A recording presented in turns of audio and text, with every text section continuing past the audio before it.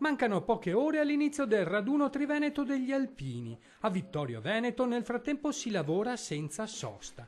Tutto è pronto, fra poche ore la città si appresta ad ospitare 30.000 penne nere con un indotto di 100.000 persone al giorno. Stiamo curando gli ultimi preparativi, come vedete intorno a noi i cantieri sono ancora all'opera, siamo già pronti per cominciare. Domani cominceremo appunto 3 giorni di manifestazioni, di celebrazioni nel ricordo, nella memoria, ma anche poi di festa, di goliardia, quella tipica alpina con le fanfare, i cori, i canti.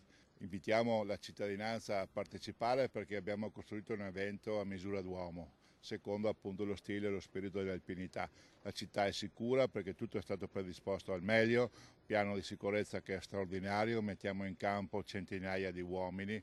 In città sventolano centinaia di bandiere, una fra tutte però svetta dalla collina di Sant'Augusta, 400 metri quadrati di tricolore illuminati anche di notte. Sul colle di Sant'Augusta abbiamo steso un tricolore di 400 metri quadrati, è stato calato dall'alto grazie al concorso della squadra del gruppo Rocciatori dell'ANA.